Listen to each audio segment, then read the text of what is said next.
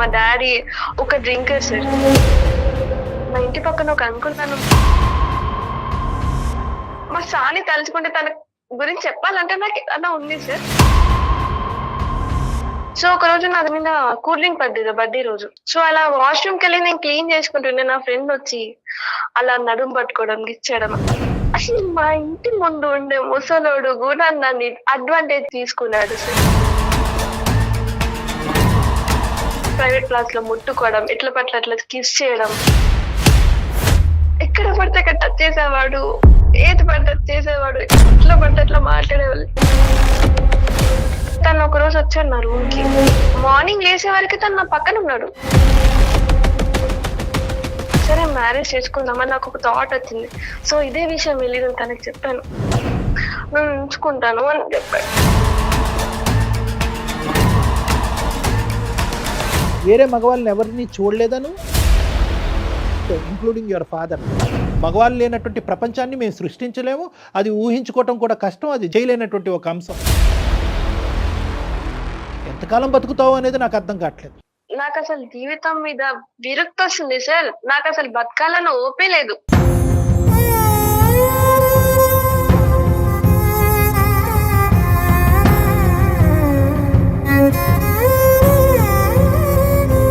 ఆ బాధ తను చెప్పేసరికి మనసు తేలిక పడి ఉంటుంది.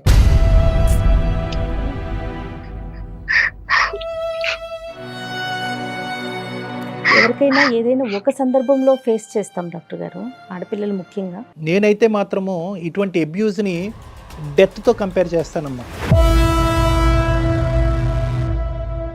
ఏ అమ్మా ఈరోజు శ్రీదేవికి 24 సంవత్సరాలు వచ్చింది, పెళ్ళెందుకు చేయట్లేదమ్మా అనేటటువంటి ప్రశ్నకి ఎటువంటి బదులు చెప్పగలదు మీ అమ్మ? వద్దు సార్, నాకు పెళ్లి అయితే వద్దు. వద్దులేనా? వద్దు.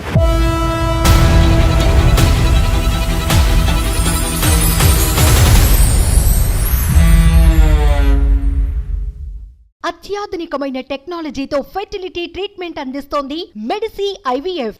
మెడిసి హాస్పిటల్ సమర్పించు అందమైన జీవితం కార్యక్రమానికి స్వాగతం. నమస్తే కళ్యాణ్ గారు. కళ్యాణ్ గారు, దివ్య అని మనకి ఒక అమ్మాయి మెయిల్ చేసిందనమాట. తన ఫ్రెండ్ గురించి భలే హ్యాపీగా అనిపించిందండి. ఫ్రెండ్ జీవితం బాగుపడాలి, తోటి ఫ్రెండ్ ఈ అమ్మాయి సేమ్ ఏజ్ గ్రూప్ అనమాట. మెయిల్ చేసి వెంటనే డాక్టర్ గారితో మాట్లాడించండి ఒక్కసారి అని చెప్పిందండి. ముందు ఆ విషయానికి నాకు సంతోషం అనిపించింది. ఈ రోజుల్లో కూడా స్నేహితురాలు ముందుకు మంచి కోసం తను రావటం అనేది హర్షించదగ్గ విషయం. సో మరి కాల్ చేస్తాను కళ్యాణ్ గారు నేను. హలో దివ్య అండి. నేను జయానమ్మా, నేను అందమైన జీవితం ప్రోగ్రామ్ నుంచి కాల్ చేస్తా ఉన్నాను. నమస్కారం మేడం. నమస్తే అమ్మా, నమస్తే. నాతో పాటు డాక్టర్ కళ్యాణ్ గారు కూడా ఉన్నారు. ఫ్రెండ్ పేరేంటి? శ్రీదేవి మేడం. ఓకే సరే, డాక్టర్ కళ్యాణ్ గారు ఉన్నారు, ఒకసారి మాట్లాడతావా? ఓకే అమ్మ. దివ్య నమస్తే అమ్మా. నమస్తే సార్. మీ స్నేహితురాల గురించి మాట్లాడాలని ముందుకు వచ్చారు మీరు. బహుశా ఫస్ట్ టైం అనుకుంటాను అందమైన జీవితంలో స్నేహితురాల గురించి ముందుకు రావడం అనేది. సంతోషం అమ్మా. ఏంటమ్మా సమస్య ఏంటి? మీ స్నేహితురాల సమస్య ఏంటి? అయితే ఆమె మ్యారేజ్ చేసుకోని అంటుంది. ఎందుకు ప్రాబ్లం ఏంటో అయితే అర్థం కావట్లేదు. ప్రెజెంట్ ఏం చేస్తున్నారమ్మా? జాబ్ చేసుకుంటున్నాం మేడం. ఇద్దరు? తను కూడా జాబ్ చేసుకుంటుంది. అయితే నాకు మ్యారేజ్ సెట్ అయింది మేడం. ఎప్పటి నుంచి ఫ్రెండ్స్ మీ ఇద్దరు? అంటే ఫస్ట్ నుంచి, చిన్నప్పటి నుంచి బెస్టీస్ గానే ఉంటాము. ఓకే. ఆమె ఎందుకు మ్యారేజ్ చేసుకొని అంటుందో నాకైతే అర్థం కావట్లేదు. మీకు సంబంధం అయితే కుదిరింది, ఆ అమ్మాయికి కూడా సంబంధాలు వస్తున్నాయా? వస్తున్నాయి కానీ ఆమె వద్దంటుంది, మ్యారేజ్ వద్దంటుంది, ఏం వద్దంటుంది. వాళ్ళ పేరెంట్స్ తో కూడా నీకు పరిచయం ఉందమ్మా? ఇంటికి అట్లా వెళ్తూ ఉంటావా? వెళ్తాను మేడం. ఓకే, వాళ్ళు ఏమంటారు? వాళ్ళ నన్ను ఎక్కువ ఫోర్స్ చేస్తారు, నువ్వు ఒప్పించావు నాకు చెప్తారు. అయితే నేను ఆమెకి చెప్పినా గానీ చాలా మ్యారేజ్ అనేసరికి నా మీద సీరియస్ అయిపోతుంది. నేను కాల్ చేసి అడిగినప్పుడు కూడా ఇంకా సీరియస్ అయిపోయి నీతో కూడా మాట్లాడిన కట్ చేస్తాను అని చెప్పి సీరియస్ అయింది. అంటే నీకెంతవరకు తెలుసమ్మా ఈ అమ్మాయి వద్దు అనుకోవటానికి ఏ కారణం అయి ఉండొచ్చు అనేది ఏమైనా తూచాగా నీకేమైనా ఐడియా ఉందా? నాకేం ఐడియా లేదు అంటే కాలేజీకి వెళ్ళేది, సైలెంట్ గా ఉంటుంది, మేము గేట్ దగ్గర కలిసే వాళ్ళం, ఇద్దరం కలుసుకుంటూ వెళ్ళాం అంతే. ఇంకా తర్వాత నాకు ఇంకేం తెలియదు, సైలెంట్ గానే ఉండేది, మంచిగానే ఉండేది. మనిషి యాక్టివ్ గా ఉంటదమ్మా, చదువు రీత్యా, జాబ్ రీత్యా, ఇవన్నిటిలో కూడా కొద్దిగా యాక్టివేనా ఆవిడ? అన్ని బానే ఉంటది కానీ ఎందుకో ఏదో పోగొట్టుకున్న దానిలాగా ఉంటది. నాన్న ఇప్పుడు నువ్వు పెళ్లి చేసుకుంటున్నందుకు దానికి సంతోషిస్తుందా? అబ్బా నీకు పెళ్లి సంబంధం కుదిరింది, నువ్వు హ్యాపీగా ఉంటావు, ఆ విధంగా సంతోషం ఉందా? అంటే తన పెళ్లి వరకే వద్దనుకుంటుందా, లేదంటే ఎవరి పెళ్ళినైనా కూడా నెగిటివ్గా చూసే ఇదా? పెళ్ళి అవసరమా ఎందుకు అన్నట్టు మాట్లాడుతుంది సార్.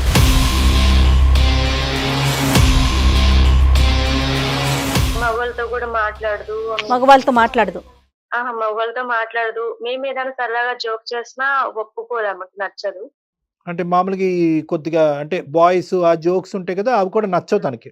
అవును సార్. సో మగవాళ్ళు అనే ప్రస్తావనే తీసుకురాదు ఆ అమ్మాయి మీ డిస్కషన్స్ లో. లేదు సార్. ఓ ఓకే ఓకే. అందుకే నా వల్ల కాక. నీకు తెలిసినంత వరకు ఆ అమ్మాయికి లవరు ఎవరు లేరు కదమ్మా? ఎవరు లేదు సార్. సో నువ్వు ఈ రోజు మాట్లాడటం ప్రధానంగా ఏంటంటే వాళ్ళ తల్లిదండ్రుల తరపున మాట్లాడుతున్నావు. అమ్మ మేము ఒప్పించలేకపోతున్నాం, ప్రాణ స్నేహితురాలు కాబట్టి నువ్వు ఒకసారి మాట్లాడి చూడు అని చెప్పి నేను రాయబారం పంపి పేరెంట్స్ అమ్మా, అంతేనా? మరి నీ మాట వింటదనే నమ్మకం ఉందా? నా మాట వింటదని నమ్మకం లేదు సార్, అందుకే మీకు కాల్ చేశాను. Okay okay. మరి మాతో మాట్లాడుతుందో మాట్లాడదో ఈ సబ్జెక్ట్, అమ్మాయి చాలా నెగిటివ్ గా ఉంది కదా. ఎనీవే ఒకసారి ట్రై చేద్దాము. దివ్య కనెక్ట్ చేస్తావమ్మా ఒకసారి మీ ఫ్రెండ్ కి? నేను కనెక్ట్ చేస్తాను మ్యామ్. అయితే మీరు కనెక్ట్ చేసినట్టు ఆమెకు తెలియదు, మీరు వినండి సార్ ఆమె ఏం మాట్లాడుతుంది. The person you are speaking with has put your call on hold. Please stay on the line. Hello. Sridevi చెప్పే, ఎక్కడున్నావే? ఆఫీస్ లో ఉన్నా నేను. ఓకే. ఖాళీయా బిజీయా నువ్వు? పర్లేదు చెప్పు. ఇంట్లో వాళ్ళు నాకు కాల్ చేశారు. ఎందుకు? మ్యారేజ్ గురించి మాట్లాడదాము. అబ్బా నీకు ఎన్నిసార్లు చెప్పాలి, పదే పదే మ్యారేజ్ మ్యారేజ్ అని చంపుక తింటావేంటి? కాదు, వాళ్ళ బాధ కూడా నువ్వు అర్థం చేసుకోవాలి కదనే. ఎన్ని రోజులు ఇలా ఉంటే వాళ్ళని బాధ పెట్టుకుంటూ నువ్వు బాధపడుతూ ఏమైంది చెప్పొచ్చు కదా నీ ప్రాబ్లం ఏంటో. ఆపి ఇంకా ఇంకోసారి నువ్వు మ్యారేజ్ గురించి మాట్లాడమనుకో, నేను నీతో కూడా మాట్లాడని చెప్తున్నా. ఫోన్ కట్ చేస్తా ఇప్పుడు. సరే సరే ఒక నిమిషం. అయితే ఒకసారి నువ్వు సార్కి మేడంతో ఒకసారి మాట్లాడు. ఎందుకు? దేనికి? నాకు మ్యారేజ్ అయి నేను బయటకు వెళ్ళిపోతే నీతో మాట్లాడడానికి అవ్వదు, నీ మమ్మీతో మాట్లాడడానికి కూడా అవ్వదు. నేను అలానే హ్యాపీగా సంతోషంగా ఉండలేను. ఒక్క నిమిషం, సార్ వాళ్ళు చెప్పేది విను. నేను తప్పగా ఏమనట్లేదు, ఒకసారి విను. శ్రీదేవి నమస్తే అమ్మా, నా పేరు జయ, నేను అందమైన జీవితం ప్రోగ్రాంలో నుంచి మాట్లాడుతున్నాను. మ్యామ్ చెప్పండి. మాకు చాలా హ్యాపీగా అనిపించిన ఒక విషయం చెప్తా చూడు. దివ్య నీ కోసం కష్టపడి, అంటే నేను ఎంత సంతోషంగా ఉంటున్నానో నా ఫ్రెండ్ కూడా అలానే సంతోషంగా ఉండాలని చెప్పి మాకు మెయిల్ చేయటం, తను నీతో మీ ఇద్దరు మాట్లాడుకునే ఆ కన్వర్జేషన్ సూపర్. మంచి ఫ్రెండ్స్ మా, చాలా హ్యాపీగా అనిపించింది. పాత ఫ్రెండ్షిప్స్ అవన్నీ గుర్తొస్తాయి మాకు గుర్తొస్తా ఉంటాయి. అంటే అమ్మాయి చెప్పిన దాంట్లో. నమస్తే అమ్మా, డాక్టర్ కళ్యాణ్ చక్రవర్తి. శ్రీదేవి అంటే తను ఒక మాట అందమ్మా, చాలా అది మనసుకి ఇది పరిచే ఒక అంశము. అంటే నేను పెళ్ళి అయ్యి నేను వెళ్ళిపోతా, తర్వాత నీ బాధను అర్థం చేసుకోవటానికి ఒక 10 మాటలు మాట్లాడటానికి, ఇటువంటి అంశం గురించి చర్చించడానికి అటువైపు మీ తల్లిదండ్రులు సరిపోరు, నేను ఉండను అని అనే మాట చాలా మంచి మాట అమ్మా. మీ పేరెంట్స్ మాకు ఫోన్ చేయలే, ఓకే? మీ పేరెంట్స్ నిన్ను అడిగి వాళ్ళు అలసిపోయి వయసు వచ్చినటువంటి ఆడబిడ్డకు పెళ్లి చేసుకోవాలనేటటువంటి కోరిక తపన ప్రతి తల్లిదండ్రులకు ఉంటుంది. ఆ తపనతో ఏంటంటే నీకు చెప్పలేక ఆ అమ్మాయికి చెప్పి, ఆ అమ్మాయి చెప్పలేక ఆ అమ్మాయి మా చేత చెప్పిస్తుంది. సో ఇప్పుడు నా ప్రశ్న ఏంటంటేనమ్మా, ఎందుచేత ఇప్పుడు అంటే పెళ్ళి అంటేనే ఇష్టం లేదా, లేదంటే పెళ్లి గురించి నీకు ఎటువంటి అభిప్రాయం ఉంది? ఎందుకు నువ్వు పెళ్ళి వద్దు అనుకుంటున్నావు? నీ మనసులో ఎవరైనా ఉన్నారా? అదేం లేదు సార్, నాకు పెళ్ళి అయితే వద్దు సార్. పెళ్లి మీద నాకు ఇంట్రెస్టే లేదు సార్. కారణం ఏంటమ్మా? మీ అభిప్రాయాన్ని మేము గౌరవిస్తాం, అందరికీ పెళ్లి అంటే నచ్చాలని ఏం లేదు సార్. పెళ్ళి అంటే నాకైతే ఇష్టం లేదు సార్, అంతే.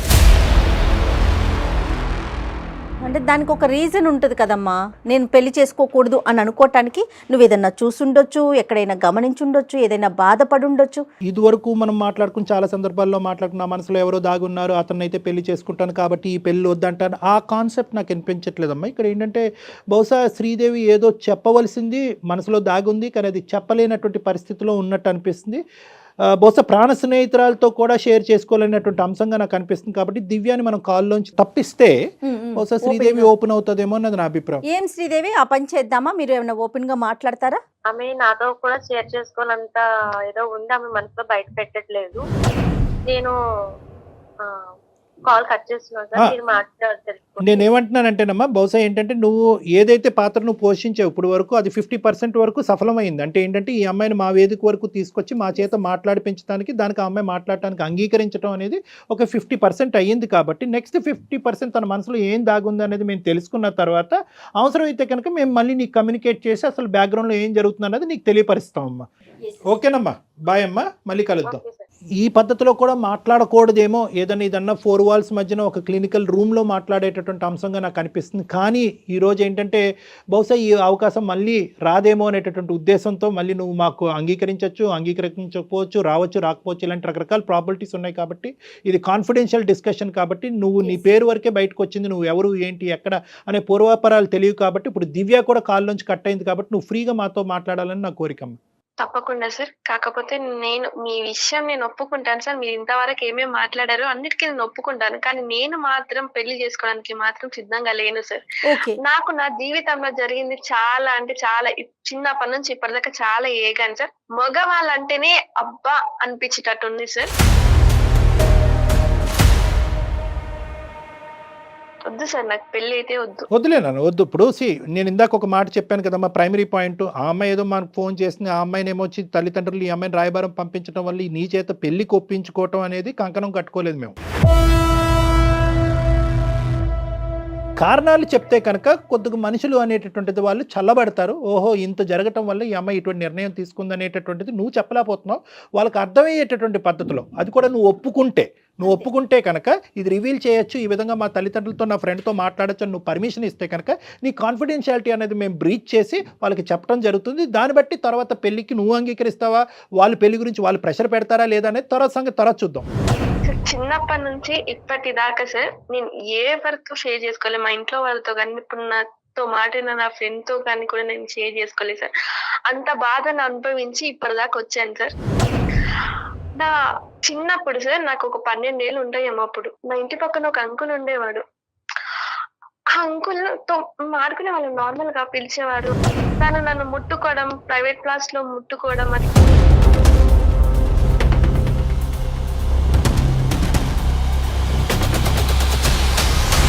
సో నేను అప్పుడు అన్నాను, అంకుల్ మీరు ఇలా చేయడం కరెక్ట్ కాదు, నేను మా ఇంట్లో వాళ్ళకి చెప్తాను అని అంటే తను అప్పుడు నన్ను వదిలేశాడు. తర్వాత ఇంటర్లో సార్, ఇంటర్లో ఏంటంటే చదువుకునే వాళ్ళం, అందరూ ఉండేవాళ్ళం. కానీ మా సార్ మాత్రం నా వెంట పడి అది ఇది మాట్లాడడం కానీ, మా సార్ని తలుచుకుంటే తన గురించి చెప్పాలంటే నాకు అలా ఉంది సార్.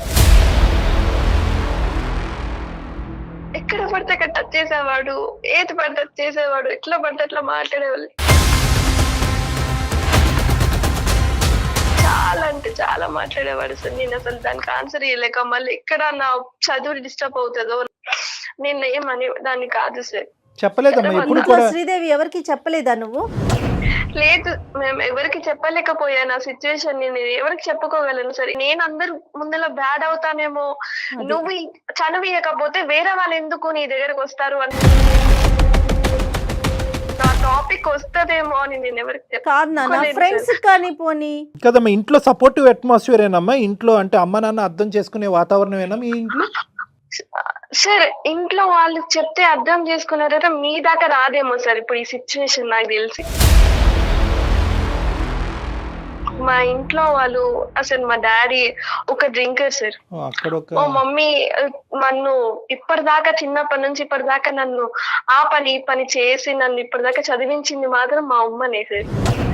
ఇప్పుడు మా డాడీ మంచిగా పడ్డాడేమో కానీ మంచిగా ఉన్నప్పుడైనా వర్క్ చేసి మమ్మల్ని పెంచలేదు సార్. తను తాగి వచ్చి మా మమ్మీని అట్లా పడితే అట్లా కొట్టేవాడు సార్. డిగ్రీలో సార్ ఇలానే ఫ్రెండ్స్ ఉండేవాళ్ళు సార్, మేము అందరం ఫ్రెండ్స్ ఉండేవాళ్ళం. అయితే ఒక రోజు మా ఫ్రెండ్ బర్త్డే ఉంది, సో అందరం కలిసి వెళ్ళాము జాలీగా బయటికి. సో ఒక రోజు నా మీద కూల్ డ్రింక్ పడ్డది బర్త్డే రోజు. సో అలా వాష్రూమ్కి వెళ్ళి నేను క్లీన్ చేసుకుంటుండే నా ఫ్రెండ్ వచ్చి అలా నడుము పట్టుకోవడం, గిచ్చడం, ప్రైవేట్ క్లాస్ లో ముట్టుకోవడం, ఎట్ల పట్ల అట్లా కిస్ చేయడం. అక్కడ ఫ్రెండ్ కూడా నన్ను అలా చేస్తుంటే నేను ఇంకెవరిని నమ్మాలి సార్. జాబ్ లో జాయిన్ అయ్యాను సార్. అక్కడ మేనేజర్ ఓకే నాకు అక్కడ మంచిగా అనిపించింది సార్. మేనేజర్ చాలా మంచోడు, నాతో కాదు అందరితో పాటు కూడా మంచిగా ఉన్నాడు సార్. ఒకరోజు మేమందరము ట్రిప్ కి వెళ్ళాం సార్. ఆఫీస్ నుంచి ఒక ట్రిప్ కి వెళ్ళాము. డిఫరెంట్ రూమ్స్ తీసుకున్నాము, సపరేట్ గా ఉన్నాము. సో తను ఒక రోజు వచ్చాడు నా రూమ్ కి. ఏమైందో తెలియదు సార్ నాకు ఆ రోజు. సడన్గా నేను పడిపోయాను. సో మార్నింగ్ లేసే వరకు తను నా పక్కన ఉన్నాడు. ఏంటిది నా పక్కన ఉన్నాడు ఏంటి అనుకున్నాను. సో అయిపోయింది సార్. అప్పటికే నాకు తన మీద గుడ్ ఒపీనియన్, ఎవరితో ఏమి మిస్బిహేవ్ చేయలేదు కదా, మంచిగా ఉన్నాడు కదా, సరే మ్యారేజ్ చేసుకుందామని నాకు ఒక థాట్ వచ్చింది. సో ఇదే విషయం వెళ్ళి నేను తనకి చెప్పాను. సరే ఇలా ఏదో అయిపోయింది, నాకు నీ మీద మంచి ఒపీనియన్ ఉంది, మీరు కూడా నా మీద మంచి ఒపీనియన్ ఉంది కదా, మ్యారేజ్ చేసుకుందాం సార్ అని చెప్పాను. సో తను అప్పుడు నాకు చెప్పిన సమాధానం ఏంటంటే, నాకు ఆల్రెడీ మ్యారేజ్ అయ్యిందమ్మా, కావాలంటే నేను నిన్ను ఉంచుకుంటాను, నీకే ఫిజికల్ గా కానీ దేంట్లో అయినా సరే నేను హెల్ప్ చేస్తాను, ఫైనాన్షియల్ అయినా సరే నేను ఉంచుకుంటాను అని చెప్పాను. నాకు ఆ టైంలో ఏం చేయాలో అర్థం కాలేదు సార్. తనని ఇంకా కొట్టేసి అటు నుంచి వెళ్ళిపోయాను సార్. ఇంకా జాబ్ మానేశాను, అన్ని మానేశాను, ఇంట్లో ఉన్నాను. డిప్రెషన్ లో ఉన్న టైంలో అసలు మా ఇంటి ముందు ఉండే ముసలోడు కూడా నన్ను అడ్వాంటేజ్ చేసి తీసుకున్నాడు సార్. అసలు నేను ఇవ్వని నమ్మాలి సార్. ఈ ప్రపంచంలో అసలు అబ్బాయిలు ఇలా ఉంటారా, ఏం చెప్పలేకపోతున్నాను సార్. ఆ టైం వరకు ముసలోడు చిన్నప్పటి నుంచి ఇప్పటిదాకా బాధపడుతున్నా, నాలో నేను కుమిలిపోతున్నాను సార్. చెప్పండి సార్, ఏం చేయమంటారు నన్ను? చెప్పడానికి మాటలు కూడా సరిపోవమ్మా. ఎందుకంటే ఒక ఆడపిల్ల బహుశా నేనైతే మాత్రము ఇటువంటి అబ్యూజ్ని డెత్తో కంపేర్ చేస్తానమ్మా. డెత్ అంటే మానసికంగా చనిపోవటంతో కంపేర్ చేస్తాను. అంటే అందులో most difficult face for you. అన్ని ఫేసెస్ డిఫికల్టే, ఓకే, ఏది నువ్వు ఇంటర్మీడియట్లో కానీ 10th కానీ ప్రతి ఫేసు డిఫికల్టే. కానీ ఊహ తెలియనటువంటి ఒక ఫేస్ ఉంది చూడు, ఆ 12 సంవత్సరాల వయసు అప్పుడు ఆ ఫేసు, ఆ దుర్మార్గుడు ఎవడైతే కనుక నీతో ఆటపాట అనుకుంటూ చండాలంగా ప్రవర్తించినటువంటి చూడండి, అది అన్నిటికంటే అతి భయంకరమైనటువంటి సంక్షోభం అమ్మ. మిగతా చోట్ల ఎంతో కొద్ది గొప్ప నీకు ఊహ తెలుసు, ఒక ఆలోచన ఉంది, ఒక జడ్జిమెంట్ ఉంది, ఒక మనిషి నుంచి ఒక వాతావరణం నుంచి బయటపడేటటువంటి దానికి ఒక అవకాశం ఉంది. బహుశా ఇప్పుడు నిన్ను ఇవన్నీ చెప్పిన తర్వాత అయినా పర్లేదమ్మా, నీకు మంచి మొగుడు వస్తాడు, నువ్వు పెళ్లి చేసేసుకో అమ్మా, అని నిన్ను పువ్వుల్లో పెట్టి చూసుకుంటాడు, మీ అయ్యలాగా ఉండడు, నువ్వు చూసినటువంటి మిగతా నలుగురు మగాళ్ళలాగా ఉండడు అని చెప్పడానికి నాకు ధైర్యం సరిపోవట్లే. నిజంగా నేను చెప్తున్నాను కదా, నాకు ధైర్యం సరిపోవట్లేదు. ఎందుకంటే ఈ వాస్తవాలను అన్నీ కూడా జీర్ణించుకుని ఈరోజు నువ్వు బయటపడి ఈరోజు మనసు విప్పి మాతో మాట్లాడుతున్నావు చూడు, అది చాలు, అది చాలమ్మా. ఎందుకంటే కనుక ఈరోజు నువ్వు ఆ బాధ నుంచి నిన్ను సేద తీర్చి బయటకు వేయగలిగితే కనుక నీ మనసులో ఉండేటటువంటి బాధను తీసి నిన్ను ఒక మనిషిలాగా నిన్ను బయట ప్రపంచంలో ఒక నమ్మకంగా, ఎందుకంటే ఈ సమాజంలో ఉంది మగవాళ్ళు ఆడవాళ్ళు, ఇటువంటి సమాజంలో మగవాళ్ళని చేదరించుకుంటూ అసహించుకుంటూ నీ జీవితాంతం ఇంకా రానున్న రోజుల నుంచి ఒక 70-80 సంవత్సరాల పాటు నువ్వు ప్రయాణం చేయటం అనేది ఇలా అసహించుకుంటూ చేదరించుకుంటూ ఎంతకాలం బతుకుతావు అనేది నాకు అర్థం కావట్లేదు. మగవాళ్ళు లేనటువంటి ప్రపంచాన్ని మేము సృష్టించలేము, అది ఊహించుకోవటం కూడా కష్టం, అది చేయలేనటువంటి ఒక అంశం. ఒక 5-6 ఒక ప్రస్తావన తీసుకొచ్చావు, ఇంక్లూడింగ్ యువర్ ఫాదర్. వీళ్ళేనా నువ్వు చూసినటువంటి మగవాళ్ళు? వేరే మగవాళ్ళని ఎవరిని చూడలేదా నువ్వు? నిన్ను ఇష్టపడి నిన్ను మంచిగా చూసుకుని నీతో పాటు స్నేహపూరితంగా ఉండి నీ అవసరాలు కావాల్సినటువంటి అవసరాలు తీరుస్తూ నీ బాధను అర్థం చేసుకునేటటువంటి వాళ్ళు ఎవరు లేరా ఈ మొత్తం నీ 23-24 సంవత్సరాల ప్రయాణం? అలాంటి వాళ్ళు ఉంటే నేను ఈ స్టేజ్ నేను ఉండే వాళ్ళు దాన్ని కాదు కదా సార్. వాళ్ళకే చెప్పి నన్ను నా బాధను వాళ్ళతో షేర్ చేసుకొని నన్ను ఇలా చేస్తున్నారు అంటే వాళ్ళు సాల్వ్ చేస్తుండే కదా. అలాంటి వాళ్ళు లేకనే కదా సార్ నేను ఈ సిచ్యువేషన్ లోకి వచ్చింది. తను చూసిన ప్రపంచంలో తనకి కనిపించలా. లేకపోయి ఉండొచ్చు జయ గారు, ఒకటి అది కరెక్టే, ఏమో అది కరెక్టే అయి ఉండొచ్చు. కానీ నేనేమంటున్నానంటేనమ్మా, ఎక్కడో నీకు ఇప్పుడు ఇంప్రెషన్ మారటం కాదు, మగవాళ్ళ గురించి ఇప్పుడు ఇంప్రెషన్ కాదు, మగవాళ్ళ గురించి నీకు ఉండేటటువంటి ఇంప్రెషన్ ఎప్పుడో మారిపోయింది. దానివల్ల ఏమైంది అంటే కనుక చాలా సందర్భాల్లో ఒక అవకాశం ఉండి, ఒక ఆలోచన ఉండి, ఒక సిచ్యువేషన్ ఉన్నా కూడా చాలామంది మగవాళ్ళతో నువ్వేంటంటే అంటున్నట్టుగా ముట్టినట్టుగా వెళ్ళిపోయేవేమో అనేది నా అభిప్రాయం. లేకపోవటం కాదు, ఎందుకంటే అందరు మగవాళ్ళని ఇదే కేటగిరీలోకి వేయటం అనేటటువంటిది కరెక్ట్ కాదు. అంత స్థాయి డెసిషన్ తీసుకునేటటువంటి అనుభవాలు, ఆలోచన శైలి కూడా నీకు ఆ వయసు కూడా లేదు అనేది నా అభిప్రాయం. అందరినీ అదే బుట్టలో వేసి మగవాళ్ళు అందరూ కూడా దుర్మార్గులు చండాలమైనటువంటి వాళ్ళు అనేటటువంటి అంశాన్ని బహుశా నీ బ్రెయిన్లో ఇప్పుడు కాదు ఎప్పుడో నాటుకుపోవటం వల్ల అందరి నుంచి దూరంగా వెళ్ళిపోవటం వల్ల ఆఖరికి నీకేంటంటే మంచి వాళ్ళు తక్కువగా తగిలారు, చెడ్డవాళ్ళు ఎక్కువగా తగిలారు.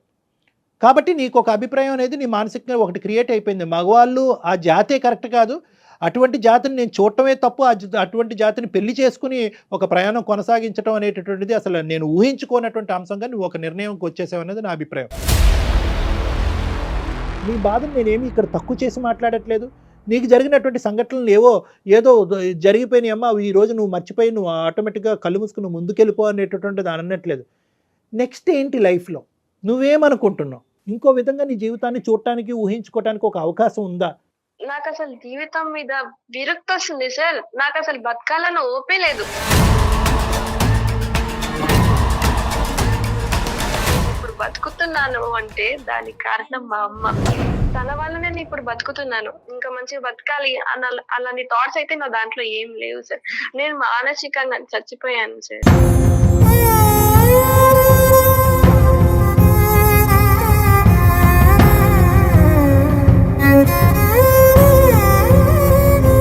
కొంతమంది నా అనేటటువంటి వాళ్ళను నమ్మినటువంటి కొంతమంది మనుషులతో ఖచ్చితంగా అన్ని అంశాలు చెప్పుకోవచ్చమ్మా, అందులో తప్పులేదు. చెప్తే లాభం ఏంటి డాక్టర్ గారు అంటే కనుక చెప్పటంలోనే చాలా వరకు బాధ తరిగిపోతుందమ్మా, చెప్పటంలోనే బాధ తరిగిపోతుంది. నెంబర్ 1. నెంబర్ 2 ఏంటంటే తెలిసి తెలియనటువంటి వయసులో ఇటువంటి సంఘటనలు జరిగినప్పుడు అది ఏంటో అర్థం కానటువంటి పరిస్థితిలో ఎవరికి మనసు ఇప్పి చెప్పుకోలేం. కానీ ఎప్పుడైతే ఇంటర్మీడియట్ వరకు వచ్చావో, ఎప్పుడైతే ఒక ట్యూషన్ సారో లేదంటే క్లాస్లో మాస్టరో ఒక విపరీతంగా నీతో ప్రవర్తించడం మొదలుపెట్టాడో అప్పుడైనా కూడా అమ్మకో లేదంటే మీ కజిన్స్కో, ఒక అక్కకో, ఒక తల్లి అన్నయ్యకో, ఒక తమ్ముడికో ఎవరికో ఒకరికి చెప్పుకోవచ్చు. ఎవరూ లేరు అనేది కాదు ఇక్కడ ప్రస్తావన. చెప్పుకోవటం వల్ల బాధ తగ్గుతుంది. రెండోది ఏంటంటే కనుక నెక్స్ట్ టైం ఇటువంటి సందర్భం వచ్చినప్పుడు నువ్వు ఎలా జాగ్రత్త పడాలి, అటువంటి మనుషులు ఒకప్పుడు ఒక బౌండరీ దాటి ఆ విధంగా ప్రవర్తిస్తే కనుక వాళ్ళ మీద ఎటువంటి యాక్షన్ తీసుకోవాలి అని చెప్పేటటువంటి నాదులు లేకపోలేదమ్మా, ఉన్నారు. ఇప్పటికీ మానవత్వం అనేది ఉందమ్మా, మరీ అంత మానవత్వం అనేది మంట కలిసిపోలేదు.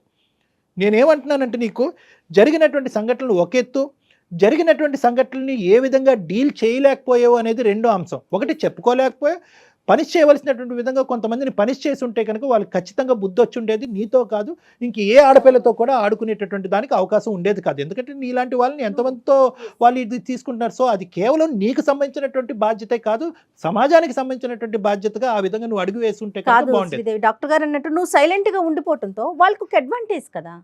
నెక్స్ట్ ఇలాంటి పిల్ల ఇంకొక శ్రీదేవో ఇంకొకరు ఎవరో తగులుతారు, వాళ్ళు అది కంటిన్యూ అయ్యేది కదా. నువ్వు ఆ రోజే తిరగబడినట్లయితే అంటే నువ్వు తిరగబడ్డావు, నువ్వు సేఫ్ జోన్లో ఉన్నావు, కాదనట్లేదు. కానీ ఎవరికైనా నువ్వు ఎక్స్ప్రెస్ చేసినట్లయితే వాళ్ళు కొంచెం పనిష్మెంట్ దొరికినట్లయితే అంటే జయగారు అటువంటి వ్యక్తులకి బలం ఏంటంటే కనుక వీళ్ళ అమాయకత్వం. ఇది మనసులోనే దాగిపెట్టుకోవాలి, ఇది బయటకు చెప్పకూడదు. బయటకు చెప్తే కనుక నన్నే వక్రీకరిస్తారేమో, నా ఆలోచనే తప్పు, నువ్వే అంత చనువు ఇచ్చావనేటటువంటి భయంతో చాలా మంది ఆడపిల్లలు ముందుకొచ్చి ఇటువంటి అంశాలు చెప్పరు. ఇప్పుడు నెక్స్ట్ ఏమనుకుంటున్నావు అంటే నువ్వు అంటే ఇంకా పెళ్ళి అనే ప్రస్తావన తీసి పక్కన పెట్టేసావు అనేది నాకు అర్థం అవుతుందమ్మా. కానీ నాన్న ఎలాంటి వాడన్నా తీసి పక్కన పెట్టేసే, నీకు అమ్మ మీద ఒక గౌరవం ఉంది, అమ్మ మీద ఒక ప్రేమ ఉంది. ఏ అమ్మా ఈరోజు శ్రీదేవికి 24 సంవత్సరాలు వచ్చింది, పెళ్ళి ఎందుకు చేయట్లేదమ్మా అనేటటువంటి ప్రశ్నకి ఎటువంటి బదులు చెప్పగలదు మీ అమ్మ? మా అమ్మాయికి ఇటువంటి సంఘటనలు అన్నీ జరిగినాయండి, మగజాతి మీదే ఒక అసహ్యం కలగటం వల్ల పెళ్ళి అనే ప్రస్తావన తీసుకురావట్లేదు, మా అమ్మాయి పెళ్ళి చేయాలనేటటువంటి ఉద్దేశం నుంచి మేము అందరం విరమించుకున్నాం అనేటటువంటి మాట మీ అమ్మగారికి చెప్పగలరా? చెప్పలేరు. అమ్మా నాన్నలకి ఏం చెప్పాలి అనేది ఒక ముఖ్యమైనటువంటి అంశం అమ్మ. బహుశా నీకు ఆ మెచ్యూరిటీ లేదేమో అనేటటువంటిది నా ఆలోచన. కాబట్టి ఆ అంశాన్ని కూడా మేము వాళ్ళకి తెలియపరుస్తాం, అంటే చెప్పే విధంగా తెలియపరుస్తాం. ఒకప్పుడు నువ్వు వద్దు సార్ ఇది కంప్లీట్గా నాకు కాన్ఫిడెన్షియల్ పర్సనల్ ఇష్యూ, ఇప్పటికీ కూడా నాకు అలాగే అనిపిస్తుంది, నా అనేటటువంటి వాళ్ళకి చెప్పి నాకు వాళ్ళని బాధ పెట్టడం నాకు ఇష్టం లేదంటే మేము ఒక్క అడుగు కూడా ఆ దిక్కును ముందుకేయం. పెళ్ళి అనే ప్రస్తావన గురించి మాట్లాడవు. కేవలం నువ్వు అనుకుంటే కనుక ఈ డిప్రెషన్ నుంచి నన్ను బయటకు వేయండి, నా ప్రశ్నలకి బదులు చెప్పండి, సమాజం గురించి నాకు ఏర్పడినటువంటి ఒక ఇమేజ్ని మార్చండి, నా ఆలోచన శైలిని కరెక్ట్ చేయండి అంటే కనుక నీకు హెల్ప్ చేస్తాం. సో ఈ 2 ఆప్షన్స్ ఉన్నాయి. నీ పేరెంట్స్తో మేము మాట్లాడాలా వద్దా? సార్ ఒక 2 minutes ఆగుతారా? నాకు అసలు ఏడుపు ఆగుతలేదు సార్. ఎందుకంటే చిన్నప్పటి నుంచి ఇప్పటిదాకా నన్ను అర్థం చేసుకొని దగ్గర తీసుకొని నా బాధను అర్థం చేసుకొని ఇలా మారుస్తాను నీ జీవితము అని అనేవాళ్ళు ఇప్పటిదాకా నాకు పుట్టలేదు సార్. మీరు నాకు దొరికినందుకు నా అదృష్టం అనుకుంటాను నా లైఫ్ లో.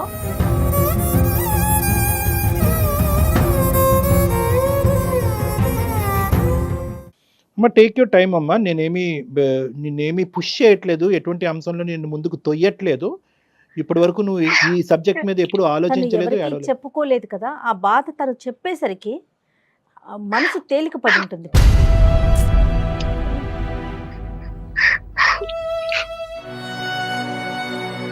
ఎవరికైనా ఏదైనా ఒక సందర్భంలో ఫేస్ చేస్తాం డాక్టర్ గారు, ఆడపిల్లలు ముఖ్యంగా ఏదో ఒక సందర్భంలో ఫేస్ చేస్తూ ఉంటారు కొంతమంది.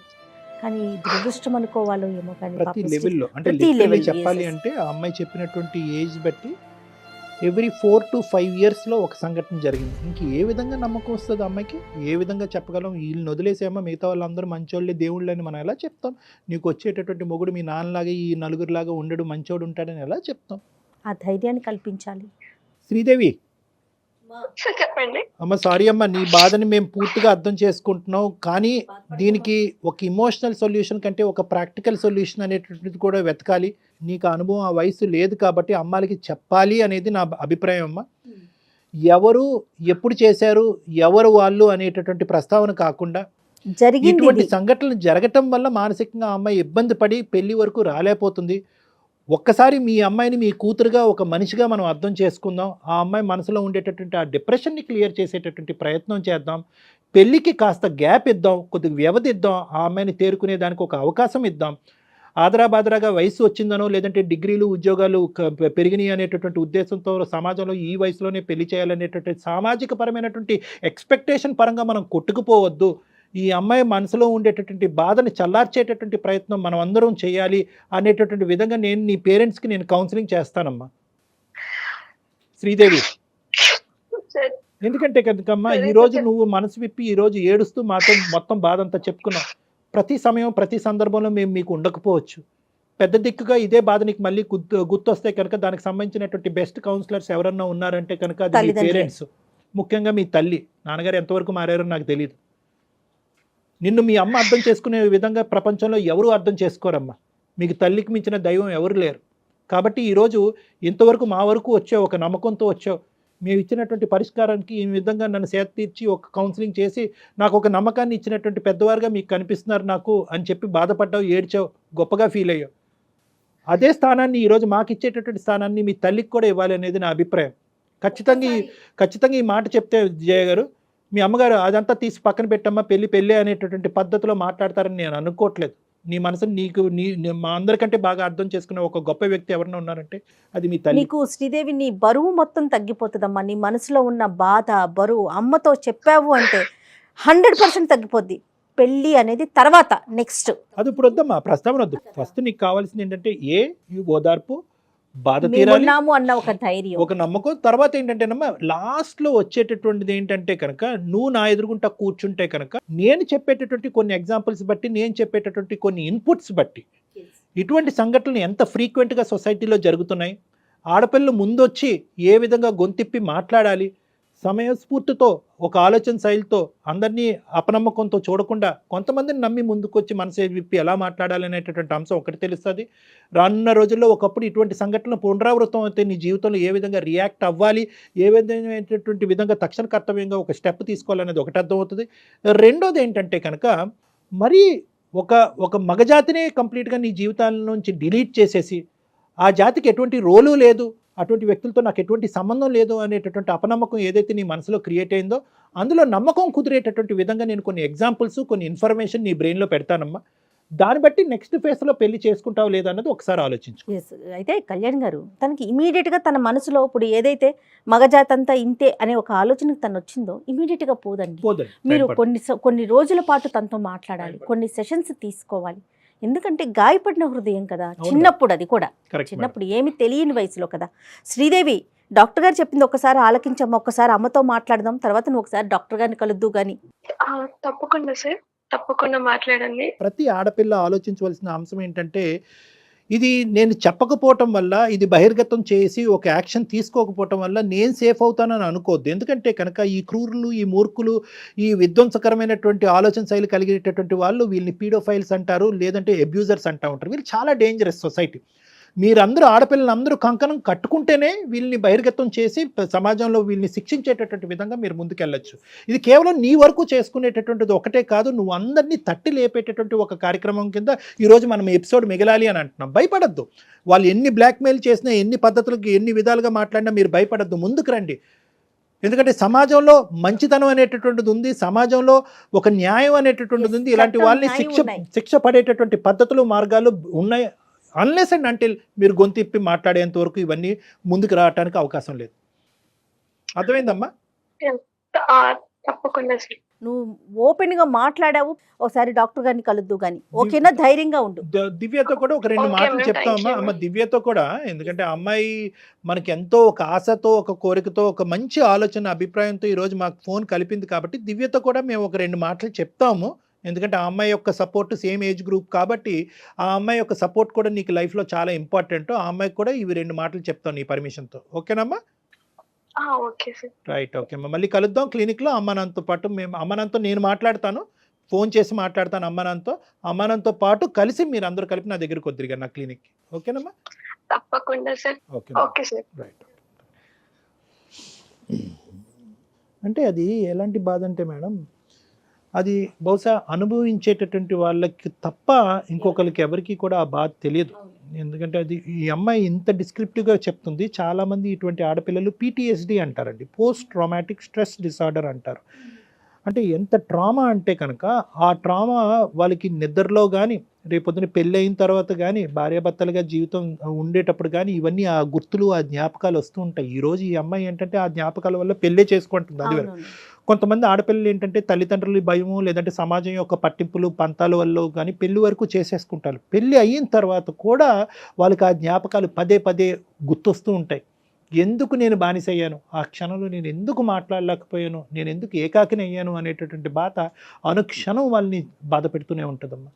దీన్ని కౌన్సిలింగ్ ద్వారా మనం దూరం చేయొచ్చా? కౌన్సిలింగ్ ద్వారా చాలా వరకు ఇటువంటి ఇమోషన్స్ని తగ్గించవచ్చమ్మా. బాధనైతే కనుక పూర్తిగా తీయలేము, ఆ జ్ఞాపకాలను అయితే కడిగేలేము. కానీ అది చెప్పుకునే దానికి కౌన్సిలింగ్ అనేది ఒక అవకాశం, ఒక ప్లాట్ఫామ్. దాంతోపాటు ఒక సపోర్ట్ సిస్టమ్ అనేది అమ్మాయికి ఇప్పుడు ఈ అమ్మాయికి లభించినట్టుగా ఒక నమ్మకం కల్పిస్తావు. ఓకే, ఈ బాధను వినటానికి 4 మనుషులు ఉన్నారు, ఈ బాధను అర్థం చేసుకోవడానికి ఒక మనిషి ఉన్నాడు, ఈ బాధ గురించి మాట్లాడి నాకు ఒక దారి చూపెట్టేటటువంటి దానికి ఒక దిక్కు ఉన్నది అనే ఒక నమ్మకం వచ్చినప్పుడు అద్భుతంగా ఉంటుందమ్మా. కానీ శ్రీదేవి చెప్తా ఉంటే ఒక ఆడపిల్లగా వింటుంటేనే ఎంత బాధ అనిపిస్తుందంటే, నాకు నోట్లోంచి మాట రాలేదు, మొత్తం పూర్తిగా అలా వింటూ ఉండిపోయాను. ఇలా బాధపడే పిల్లలు పాపం ఎలా, కళ్యాణ్ గారు, చాలా గౌరవం. మృగాల మధ్యలో బతుకుతున్నామా అనిపించేస్తుంది ఒక్కొక్కసారి ఆలోచిస్తే. రైట్ అండి, thank you so much. Okay Jaya గారు, నమస్తే. అత్యాధునికమైన టెక్నాలజీతో ఫెర్టిలిటీ ట్రీట్మెంట్ అందిస్తోంది మెడిసి IVF.